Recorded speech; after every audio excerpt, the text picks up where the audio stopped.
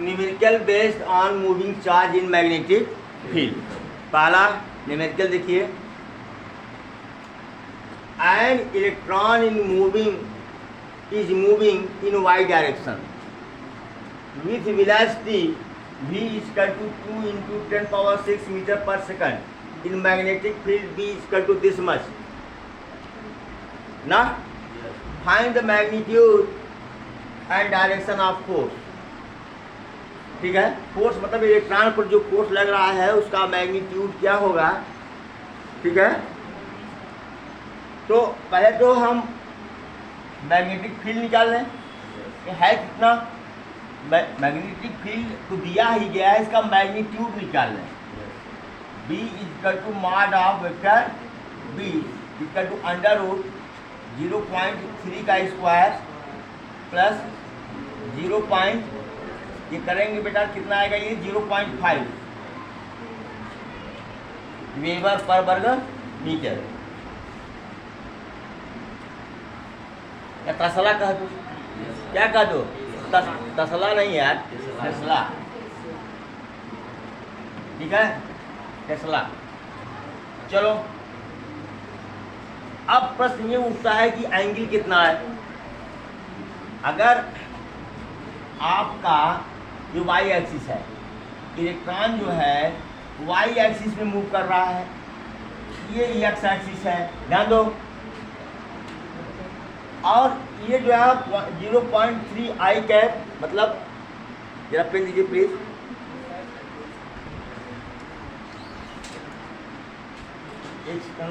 Pen जी, ये क्या है, ये जेड एक्सिस है। ये क्या है, जेड एक्सिस। ये क्या है, और ये जो मैग्नेटिक फील्ड है यहाँ देखिए, ये के कैप, ये जे कैप किस प्लेन में है, जरा बताओ हमको। किस प्लेन में है, वाई जेड प्लेन में है। क्या, वाई जेड प्लेन में है। अब यहाँ तो हम भाई देखो 3D का फिगर बनाना बहुत टफ होता है, लेकिन मैं tan थीटा निकाल दे रहा हूँ। इसका tan थीटा बराबर क्या होगा, tan थीटा बराबर B Z upon B Y. B Z direction कितना है, 0.4 है। ये है 0.4 है अपॉन 0.3, तो बराबर 4/3। मतलब थीटा कितना हो जाएगा बताए थे, कहीं मैं गलत तो नहीं जा रहा हूँ। ये 4, ये 3, ये 5, तभी कितना हो जाएगा, 53 डिग्री। कितना होगा, होगा ना, है? हाँ यार 57 डिग्री, ठीक ना। तो अब यहाँ थीटा बराबर क्या हो गया बेटा, 57 डिग्री हो गया। बोलो अब तो सब तो ये जो इलेक्ट्रॉन है ना, वाई एक्सिस के एलॉन्ग मूव कर रहा है। अब और मैग्नेटिक फील्ड क्या है, वाई एक्सिस से कितना एंगल बना रही है, 57 डिग्री। अब देखो ये वाई एक्सिस है, ये क्या है, ये एक्स एक्सिस है ये ना। अब यहाँ कैसे दिखाएं, या ऐसे दिखा दीजिए एक्सिस। जो मैग्नेटिक फील्ड है वह इससे कितना डिग्री बना रहा है, 57 डिग्री बना रहा है। Any problem. अब बी बराबर क्या हो जाएगा,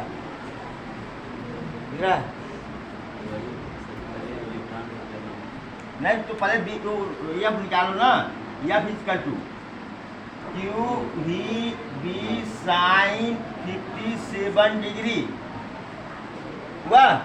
इसको मिटा दूं, चलो क्यू कितना है, एक इलेक्ट्रॉन है, एक इलेक्ट्रॉन पर कितना आवेश होता है, 1.6 इंटू 10⁻⁹। वी कितना है, वी 2 इंटू 10⁻⁶ अच्छा, बी कितना निकाले हम लोग? 0 पॉइंट, और साइन 57 डिग्री बराबर क्या हो जाएगा? 4/5, 4/5 बराबर, चलो 0×5 80, 0.8, 1.6 होगा भैया। एक गलत निकल गया है। अच्छा देखता हूँ, इंटू 4/5, बोलो, इंटू, अब ये दोनों बचा 10 पावर -30,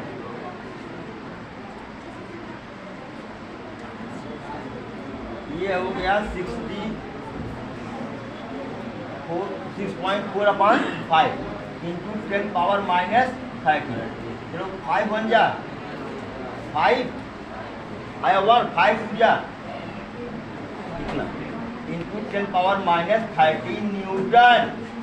किधर होगा? न्यूटन होगा।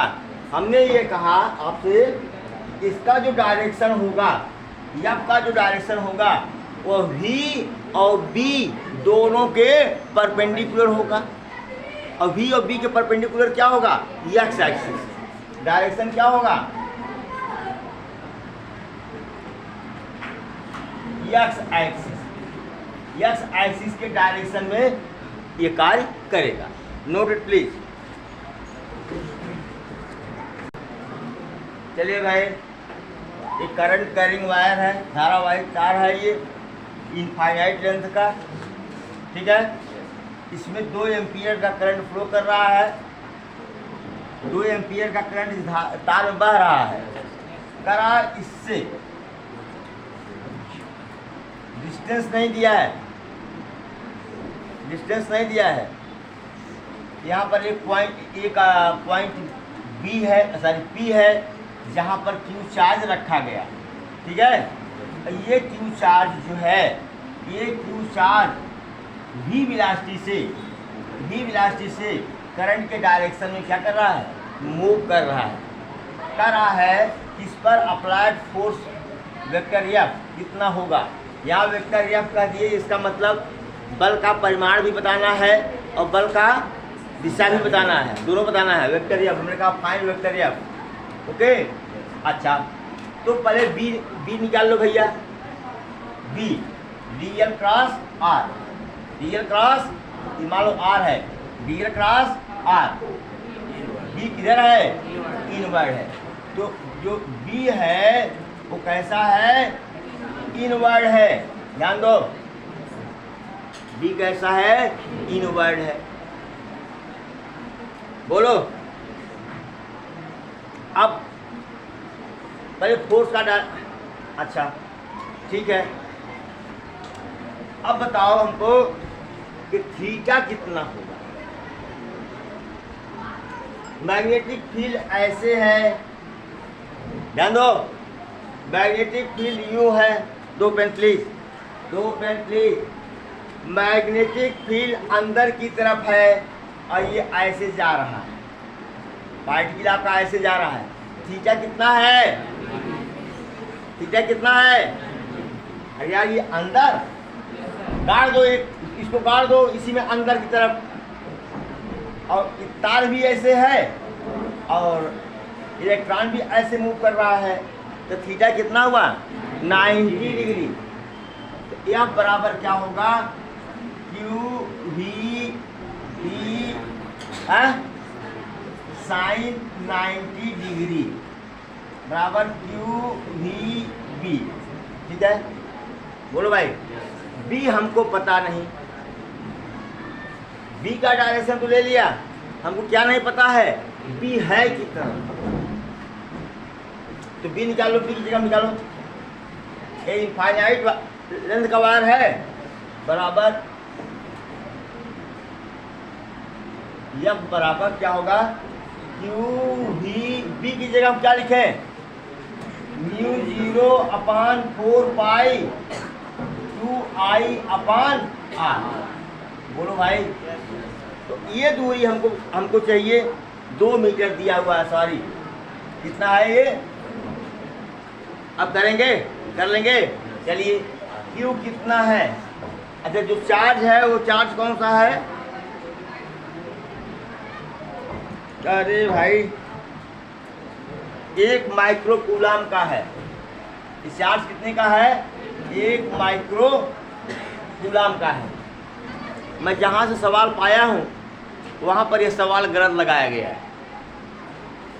क्योंकि माइक्रो कूलाम को हमको कूलाम में चेंज करना होगा। उन्होंने 1 माइक्रो कूलाम को एक ही रखा। ये हम किया सिस्टम में कहाँ ये संभव है? संभव नहीं है ना।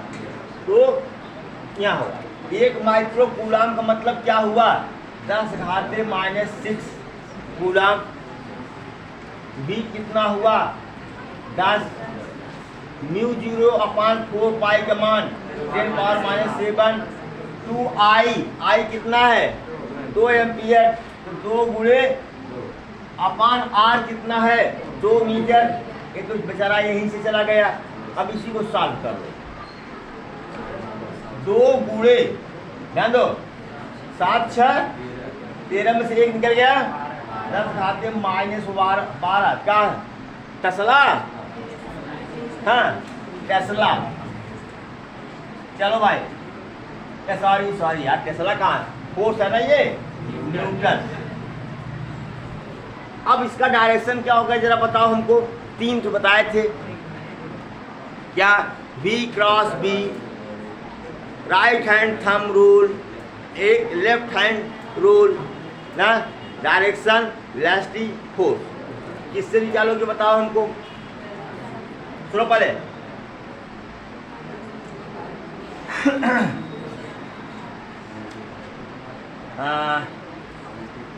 किससे निकाले भाई? ये अंदर है, बी कहाँ है? अंदर है। बी कहाँ है? अंदर है। बी कहाँ है? अंदर है। चार्ज आपका पॉजिटिव है, ऐसे घूम रहा है, वायर है ये ना। अब बताओ इसमें आई धारा, कोई आई करंट फ्लो कर रहा, एफ का डायरेक्शन क्या होगा? ये लगा लो ना, ये लगाओ। डायरेक्शन अंदर, डायरेक्शन वेलोसिटी ए, ये क्या होगा? तार की तरफ। किधर होगा ये? तार की तरफ। मतलब कि एफ का जो डायरेक्शन होगा, एफ का जो डायरेक्शन होगा वो किधर होगा?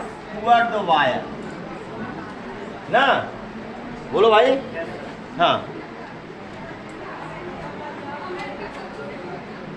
Toward the wire, toward the current carrying wire,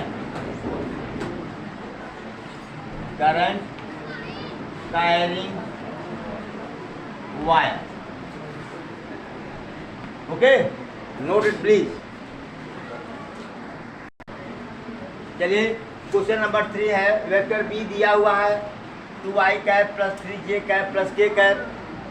velocity vector दी है, हाँ, वेक्टर बी बराबर 3i cap minus 4j cap. और जो चार्ज मूव कर रहा है उसकी वैल्यू कितनी है?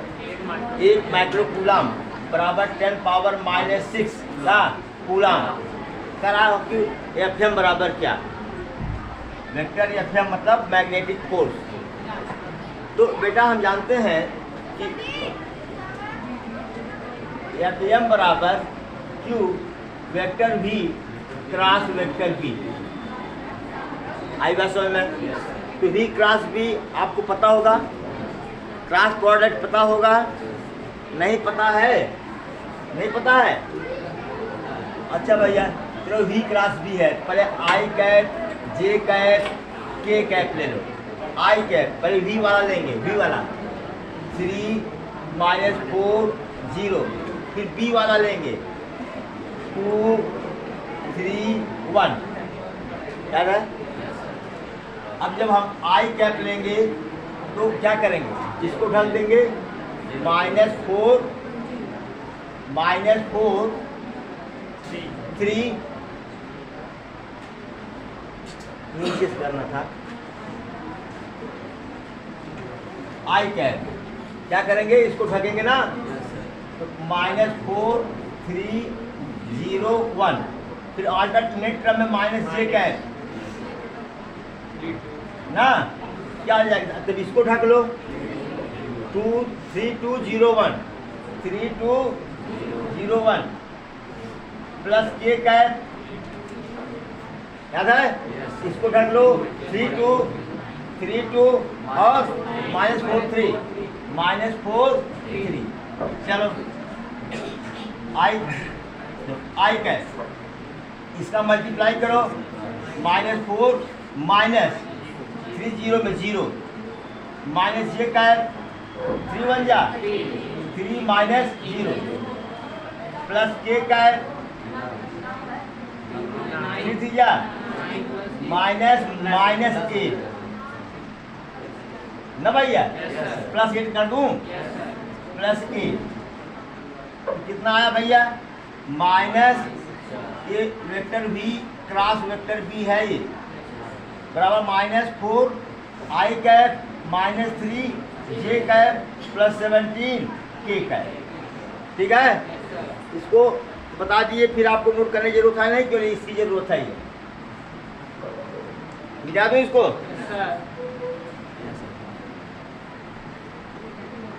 आप लोग तो सोचते हैं कि अगर गिनती भी अगर आज आ रही है, पहले गिनती एक बार 1 से लेकर 100 तक रिवीजन करा दीजिए। हाँ, 1 से लेकर 100 तक रिवीजन कराइए। 10 घाते -6, बोलो भाई क्यों की जगह पर ये कितना आया? -4 आई कैप -3 जे कैप प्लस 17 के कैप। तो डायरेक्शन हो गया ये, दिस इज योर आंसर। अब उसमें क्या किए थे? क्यू की जगह पर 1 रख दिए थे। बोलो यार, क्या किए थे? क्यू की जगह पर 1, जो कि एकदम गलत था ना भाई। हम केस सिस्टम में है, लेते हैं, हमेशा लेते हैं, इसीलिए मैंने ये लिख दिया। ठीक है, अगर कहीं ऑप्शन में हो, क्या हो, ऑप्शन में हो, तब तो भाई ठीक है, तो 1 लिखेंगे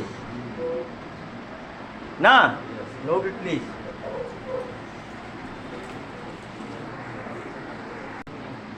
देखिए, a charge is projected in magnetic field B equal to this much. Okay, आगे टेस्ला लिखा हुआ है ना, करा and charge is accelerated. Charge जो होता है वो क्या है? त्वरित तो हो रहा है। कैसे? उसमें त्वरण कितना है? Vector A equal to x I cap plus 2, करा फाइंड x, फाइंड। अच्छा, आप बताओ, तुम लोग सोचोगे कि साहब ये तो V और B था, V और B था, ये कहाँ से हो गया? ये कहाँ से पैदा हो गया? देखो कैसे पैदा होता है। जब V है तो एक्सेलरेशन हो सकता है, भले ही उसका मैग्नीट्यूड कांस्टेंट हो। याद रखो, पहले सर्कुलर मोशन पढ़े थे, मैग्नीट्यूड समान था, लेकिन डायरेक्शन हर जगह क्या हो रहा था? बदल रहा था। बोलो, तो वेलोसिटी में चेंज हो रही थी नहीं, डायरेक्शन के कारण। किसके कारण? और डायरेक्शन के कारण जो एक्सीलरेशन उत्पन्न हो रहा था, उसको हम लोग सेंट्रीपिटल फोर्स, सेंट्रीपिटल एक्सीलरेशन कह रहे थे, अभिकेंद्र त्वरण। और इसमें बताए थे, अगर मैग्नीट्यूड भी चेंज हो रहा हो, मैग्नीट्यूड भी, तो क्या होगा? तब तो सेंट्रीपिटल एक्सीलरेशन तो होगा ही, सेंट्रीपिटल एक्सीलरेशन सेंटर की तरफ तो होगा ही, लेकिन मैग्नीट्यूड में परिवर्तन होने के कारण एक टेंजेंशियल एक्सीलरेशन भी होगा। ठीक है, उसमें क्लास 11th में पढ़ाया गया था। तो सीधी सी बात है। और तो अब बताओ, F is perpendicular to B। ध्यान दो, होता है कि नहीं बता दो हमको। F बराबर क्या होता है? MA is perpendicular to vector B। बोलो यार, M तो मास है, बोलो, मास तो किसी के परपेंडिकुलर होगा नहीं। और vector A is perpendicular to vector B। हाँ, this implies that vector A dot vector B is equal to क्या? 0। बोलो, यही ए डॉट बी बराबर क्या कर दो, 0। Vector A dot vector B is equal to what, 0। A dot B करो, हमने कहा आई का आई में, जे का जे में, के का, तो 3x क्या हो जाएगा, 3x प्लस 8 ना, प्लस 8। बोलो, अब इसमें इसका मल्टीप्लाई भी कर दें तो क्या फर्क पड़ता है, कुछ भी नहीं फर्क पड़ता, क्योंकि ये बराबर कितना है, 0 है। कितना है, अरे यार हम कहते हैं इसको बगल में ले लो, 10 पावर माइनस 2 ले लो तो बराबर 0, तब भी 3x प्लस 8 बराबर 0 हुआ। बोलो यार, तो 3x equal to minus 8, x equal to minus 8/3। बोलो, x की वैल्यू मिल गई, माइनस 8/3। ठीक, नोट इट प्लीज। चलो, calculate work done by magnetic force on moving charge. Force तो लग भाई, अगर कोई चार्ज मूव कर रहा है v वेलोसिटी से, ध्यान दो, तो इस पर फोर्स अप्लाई होगा। अगर मैग्नेटिक फील्ड में, किसी मैग्नेटिक फील्ड में, कोई मैग्नेटिक फील्ड है, अगर उसमें ये चार्ज q जो है मूव कर रहा है, तो इस पर फोर्स लगेगा कि नहीं, कितना लगेगा, ये निकाल लो। और W कितना होगा, ये निकाल लो। अच्छा छोड़, हमको वर्क डन निकालना ना। अच्छा, एफ जो होगा बेटा, ये परपेंडिकुलर टू वेक्टर भी होगा कि नहीं, बोलो, होगा। ये जो चार्ज पार्टिकल है, जो इसका डिस्प्लेसमेंट होगा, ये किसकी दिशा में होगा, v की दिशा में। मतलब displacement yes will be in direction of v। बोलो यार ना, यानी क्या हुआ, ये वेक्टर एफ भी जो है परपेंडिकुलर किसके हुआ, यस के। बोलो, तो W बराबर क्या हुआ, क्या होता है बताओ, vector F dot vector yes, बोलो, बराबर एफ यस cos 90 बराबर 0। अब बताओ, गजब की बात है, फोर्स लग रहा है, क्या हो रहा है, फोर्स लग रहा है, वर्क डन 0। चलो भाई, बहुत सी बातें हैं, हम गट्ठर सिर्फ अपने रख लिए, चल रहे हो, वहाँ भी बताता है कि वर्क डन इज 0, क्योंकि थीटा कितना है, 90 डिग्री। अब जो गट्ठर हमने रखा, वो ये इधर इस दिशा में नीचे की तरफ वर्क कर रहा है, और डिस्प्लेसमेंट आगे की तरफ हो रहा है। बोलो, थीटा कितना बना, 90। ये कोई आश्चर्य की बात नहीं। हाँ, या ये भी कहता है कि इसे आप गट्ठर उठाए, यहाँ से चारों तरफ दुनिया भर का भ्रमण करते हुए फिर यहाँ पर आ गए, या किसी चीज़ पर फोर्स लगा रहे हैं आप, फोर्स लगा करके इसको खींचते हुए आप ले आ रहे हैं, और फिर जहाँ से खींचना शुरू किए थे वहीं पर पहुँच गए, तो कह देगा कि डिस्प्लेसमेंट कितना हो गया, 0, कह देगा वर्क डन 0। तो बहुत आम बात है भाई, जहाँ से किसी चीज़ को आप खींच रहे हो, खींचते हुए कुछ दूर ले गए, फिर ले आके उसी पॉइंट पर रख दिए, तो डिस्प्लेसमेंट कितना हुआ, 0। जब डिस्प्लेसमेंट 0 हुआ तो वर्क डन कितना हुआ, 0। ये कोई आश्चर्य की बात नहीं। लेकिन कितना पहले नोट कर लीजिए, नोट करिए तो बताऊं। अब मूविंग चार्ज पार्टिकल पर मैग्नेटिक फोर्स द्वारा किया गया कार्य कितना आ गया आपका, 0। एक कॉन्सेप्ट भी है, ये क्या है, ये क्वेश्चन ही नहीं, कॉन्सेप्ट है। और वर्क एनर्जी थ्योरम से आप बताए थे क्या? Work energy theorem, work energy theorem बताओ। किया गया कार्य बराबर चेंज इन पोटेंशियल एनर्जी ना, किया गया कार्य बराबर पोटेंशियल एनर्जी में, गतिज ऊर्जा में परिवर्तन। यहाँ क्या हो गया? वर्क जीरो हुआ, तो मूविंग चार्ज पार्टिकल के पोटेंशियल एनर्जी में परिवर्तन कितना हुआ?